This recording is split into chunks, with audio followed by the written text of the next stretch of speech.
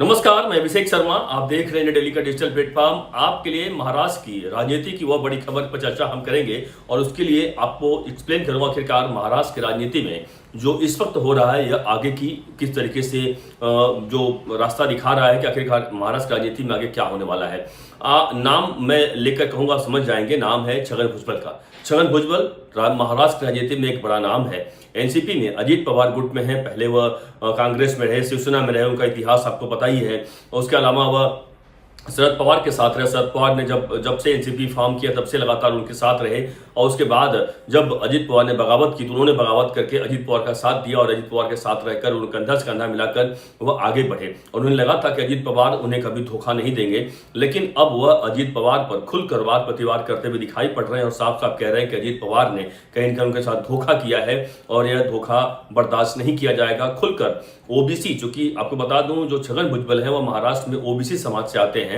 महाराष्ट्र में अगर voting percentage की बात करें तो ओबीसी समाज करीबन 38% वोट है महाराष्ट्र में, समझिए यार। तो 38% वोट एक काफी बड़ा वोट बैंक होता है। और इससे में अगर अजीत पवार अगर छगन भुजबल को नाराज करते हैं तो कहीं न कहीं जाहिर सी बात है आने वाले समय में बड़ा नुकसान हो सकता है। इस बात पर साफ देखा जा रहा है। कई सारे जो बड़े ओबीसी संगठन हैं, ओबीसी समर्थित जो पार्टियां हैं, नेता हैं, वो लगातार छगन भुजबल को अपना समर्थन देते हुए दिखाई पड़ रहे हैं और साफ साफ कह रहे हैं कि नहीं, हम छगन भुजबल के साथ खड़े हैं। और छगन भुजबल भी लगातार ताल में ताल ठोकते हुए दिखाई पड़ रहे हैं और वह साफ साफ दिखा रहे हैं कि नहीं, वह सच में नाराज हैं। और अब तो बात आ चुकी है अजीत पवार और छगन भुजबल की, यानी अजीत पवार भी अब तक चुप थे और वह ज्यादा कुछ नहीं बात कर रहे थे, लेकिन पहली बार उन्होंने साफ साफ कहा है कि कुछ नेता नाराज, हालांकि नाम नहीं लिया, लेकिन छगन भुजबल पर ही उन्हें निशाना साधते हुए कहा कि कुछ लोग नाराज हैं सिर्फ इसलिए कि उन्हें मंत्री नहीं बनाया गया। आपको बता दूं कि देखिए छगन भुजबल नाराज हैं और छगन भुजबल ने खुलकर निशाना साधा है। अजीत पवार पर कहा है कि वह देवेंद्र फडणवीस का नाम लेते हैं जो बीजेपी के हैं, चंद्रशेखर बावनकुले का नाम लेते हैं जो बीजेपी के हैं। कहते हैं यह दोनों नेता हमारे पक्ष में थे कि हमें मंत्री बनाया जाए, लेकिन आखिरकार कौन नहीं बनाया, सब समझा जा सकता है कि अजीत पवार की वजह से ही मैं मंत्री नहीं बन सका। यानी खुलकर अजीत पवार पर निशाना साध रहा है। लेकिन अजीत पवार पहली बार खुलकर कह रहे हैं कि ऐसे कुछ फैसले पार्टी के हित में लेने पड़ते हैं, लेकिन पार्टी के जो पुराने लोग हैं और वह इस बात से समझ नहीं रहे हैं और कहीं न कहीं वह जानबूझकर एक बड़ा मुद्दा बना रहे हैं और लोगों को गुमराह कर रहे हैं। बड़ा शब्द यूज किया है अजीत पवार ने। यह आप समझिए कि जब बात निकली है तो दूर तलक जाएगी। आने वाले दिनों में अजीत पवार वर्सेस छगन भुजबल, आप समझिए कि जो बात निकली है वह एक पार्टी की बात नहीं है, बल्कि यह बात आगे तक निकलेगी और जरूर इसका मतलब बहुत अलग तरीके से देखने को मिलेगा कि आज दोनों के बीच में, यानी एक ही पार्टी में है दोनों नेता और दोनों के बीच में उस पार्टी के मुखिया अजीत पवार हैं और अपने पार्टी के मुखिया के खिलाफ छगन भुजबल जाना यह कितना उन्हें आने वाले दिनों में उनके लिए अच्छा होगा या बुरा होगा यह तो वक्त बताएगा। लेकिन छगन भुजबल भी हैं जो हाथ पर हाथ धरे नहीं बैठे हैं, वह लगातार सियासी हथकंडे अपना रहे हैं जिससे कि अजीत पवार के लिए भी वह मुश्किलें पैदा कर सकते हैं। इसलिए आपको मैं विश्लेषण करते हुए समझा रहा हूं कि आखिरकार देखिए कि महाराष्ट्र की राजनीति में छगन भुजबल का वर्चस्व कितना है और किस तरीके से अगर वो बगावत करते हैं अजीत पवार के लिए तो कितना नुकसान हो सकता है। यही कारण है कि महाराष्ट्र के इस वक्त जो सरकार के मुखिया हैं जिनका नाम है देवेंद्र फडणवीस, जो कि बीजेपी के नेता हैं, सीएम हैं, उनके पास अब गुहार लगाई है छगन भुजबल ने उनसे मुलाकात करके राजनीतिक जो गलियारे में जो सियासी जो गर्माहट है कह सकते हैं उसको और बढ़ाने का काम किया है। और छगन भुजबल की जो राजनीति है वह अजीत पवार के लिए और मुश्किलें पैदा कर सकती है, क्योंकि आप समझिए कि अजीत पवार उनके पार्टी की मुखिया हैं, आप समझिएगा इसी बात से। और अजीत पवार से वो मिल सकते थे, अजीत पवार से मुलाकात कर सकते थे, अपनी जो भी उनकी शिकायत थी वो उससे बता सकते थे, लेकिन अजीत पवार से नहीं मिल रहे हैं। वो मिल किससे रहे हैं? वो जाकर मिल रहे हैं देवेंद्र फडणवीस से, जो कि महाराष्ट्र के इस वक्त मुख्यमंत्री हैं और बीजेपी के नेता हैं। उनसे मुलाकात कर वो अपनी तमाम शिकायतें रख रहे हैं और शिकायत रखते हुए वह साफ साफ कह रहे हैं कि ओबीसी समाज के साथ गलत हुआ है। और इस पर बाकायदा दोनों नेताओं के बीच में 40 मिनट के आसपास दोनों चर्चा होती है, मीटिंग होती है और उसके बाद दोनों नेता यानी देवेंद्र फडणवीस और छगन भुजबल दोनों खुलकर कहते हैं कि हाँ बिल्कुल हमने समय मांगा है, समय दिया है और कुछ दिनों बाद इस पूरे मामले पर हम फैसला बिल्कुल करेंगे और ओबीसी समाज के साथ कुछ ऐसा अन्याय नहीं होगा, ऐसा बिल्कुल देवेंद्र फडणवीस ध्यान रखेंगे, इस बात पर कही है उन्होंने। लेकिन जब देवेंद्र फडणवीस से भी पूछा गया क्या वो बीजेपी में शामिल होने वाले हैं क्या, तो देवेंद्र फडणवीस ने बड़े ही सफाई से कहा कि देखिए हम सभी महायुति महायुति में है, यानी शिवसेना, एनसीपी और बीजेपी सब महायुति में है। इसकी कोई बात अब तक नहीं हुई है, ना ही उन्होंने कोई ऐसा डिमांड किया है। लेकिन आप समझिए कि नेता जो है, जो कहते कुछ और होता कुछ, आप समझ सकते हैं इशारों में कई बार बातें की जाती है। तो हो सकता है जिस तरीके से छगन भुजबल का इन दिनों बीजेपी से प्रेम लगातार बढ़ता जा रहा है, तो आने दिनों में हो सकता है कि अगर अजित पवार से उनकी अनबन लगातार बढ़ती गई तो हो सकता है कि वो बीजेपी का रुख भी अख्तियार कर सकते हैं।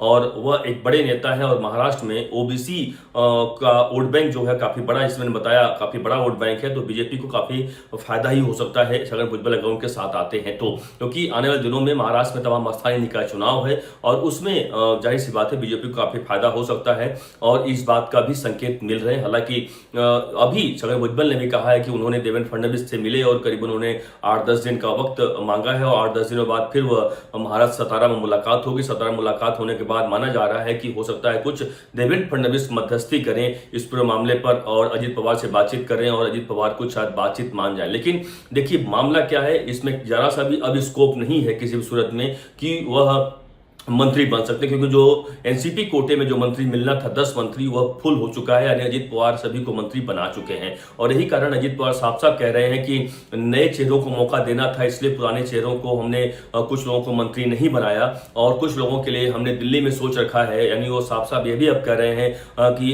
छगन भुजबल के लिए केंद्र की राजनीति है और यह भी कहा जा रहा है कि चूंकि छगन भुजबल देश के कई अन्य राज्यों में भी उनकी पॉपुलरिटी है, लोग उनको चाहते हैं, पसंद करते हैं, इसलिए छगन भुजबल को दिल्ली में भेजने का प्लान था।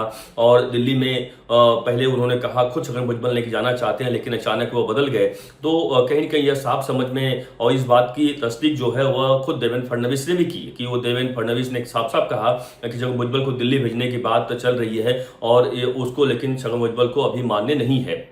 चूंकि यही कारण है कि अजित पवार ने भी इस बात पर कही कि चूंकि एक अब जो एनसीपी है, पहले राष्ट्रीय पार्टी हुआ करती थी लेकिन अब वह महाराष्ट्र की क्षेत्रीय पार्टी हो चुकी है, राष्ट्रीय पार्टी फिर से बनाना है तो कुछ ऐसे नेताओं को दिल्ली भेजना पड़ेगा, दूसरे राज्यों में भेजना पड़ेगा ताकि वह और तरीके से अच्छी राजनीति कर सकें। और यही कारण है कि आप समझिए कि अजित पवार लगातार बैकफुट पर दिखाई नहीं पड़ रहे हैं, लेकिन वहीं छगन भुजबल भी वह भी बैकफुट पर दिखाई नहीं पड़, लगातार फ्रंट फुट पर आकर लगातार वह एक के बाद एक चौका छक्का मारने का प्रयास कर रहे हैं कि वह अन्य नेताओं से मिलकर कहीं न कहीं जो अजित पवार की जो बेचैनी है उसको और बढ़ाने का काम कर रहे हैं कि उन्हें यह ना लगे कि छगन भुजबल शांत बैठ गए, बल्कि छगन भुजबल लगातार एक के बाद एक नेताओं से मिलकर यह दिखाने का प्रयास कर रहे हैं कि वह कमजोर नहीं है, उनके साथ महाराष्ट्र का तमाम ओबीसी समाज है। लेकिन वहीं कुछ एनसीपी के ही ऐसे नेता हैं, जैसे माणिका कोकाटे की बात करूं जो कि उनकी जगह पर मंत्री बनाया गया है नासिक से, वह खुलकर उनके विरोधी, कट्टर विरोधी कहे जाते हैं। वह साफ साफ कह रहे हैं कि छगन भुजबल क्या एक ही हुआ ऐसे नेता हैं, वह उनके बल्कि भतीजे समीर भुजबल का नाम लेकर कहते हैं कि वही एक ऐसे ओबीसी नेता हैं क्या जिनके साथ अन्याय हुआ है। ऐसे महाराष्ट्र में बहुत सारे ओबीसी नेता हैं। तो देखिए ओबीसी के नाम पर जो राजनीति छगन भुजबल कर रहे हैं, क्या वह उनके काम आएगी या जिस तरीके से देवेंद्र फडणवीस से मुलाकात करने के बाद क्या कुछ और खिचड़ी पक रही है। आप समझ सकते हैं कि राजनीति में तमाम ऐसी बातें होती हैं जो कई बार नेता नहीं कहते हैं, लेकिन अंदर की बात कुछ और होती है। तो तमाम ऐसे चीजों को लेकर छगन भुजबल इस वक्त महाराष्ट्र में आक्रामक दिखाई पड़ रहे हैं और अजित पवार भी जिस तरीके से अपने रुख को लेकर यानी अपने फैसलों को लेकर लगातार वो अडिग रहते हुए दिखाई पड़ते हैं। तो इससे साफ समझा जा रहा है कि देखिए, ऐसे मैंने पहले कहा आपको कि महाराष्ट्र के जो मंत्रिमंडल में कहीं भी जगह नहीं है किसी भी सूरत में कि किसी भी तरीके से महाराष्ट्र में अजित पवार छगन भुजबल को फिर से मंत्री बनाए। या वहीं शिवसेना की बात करें, शिवसेना के कोटे से जो मंत्री पद मिलना था वह फुल हो चुका है, एनसीपी के कोटे से जो मिलना था वह फुल हो चुका है। बचा है कि अब कि बीजेपी की एक कोटे से मंत्री जो बीजेपी कोटे से है उसमें एक मंत्री का पद अभी भी बाकी है। हालांकि बीजेपी किसे वो देगी अलग बात है, लेकिन जैसा कि मैंने कहा आप समझिए कि जिस तरीके से देवेंद्र फडणवीस से मिलना और ओबीसी समाज का होना और जिस तरीके से एक माहौल तैयार किया जा रहा है पूरे महाराष्ट्र में कि छगन भुजबल के साथ तमाम ओबीसी समाज है, तो क्या आने वाले दिनों में यह सीट जो से बचा कर रखी गई है क्योंकि पहले से बीजेपी ने भांप लिया था, तो क्या आने वाले दिनों में एक बीजेपी में शामिल कर हो सकता है बीजेपी कोटे से छगन भुजबल को महाराष्ट्र का मंत्री बना दिया जाए और खुश किया जाए। यह एक फैसला हो सकता है, लेकिन आने वाला वक्त बताएगा। लेकिन इस पूरे मामले पर छगन भुजबल को लेकर जो भी तमाम अपडेट्स होंगे लगातार आपसे हम जुड़ते रहेंगे और आपके साथ शेयर करते। तब तक लगातार आप देखते रहिए इंडिया डेली का डिजिटल प्लेटफॉर्म। तब तक के लिए धन्यवाद।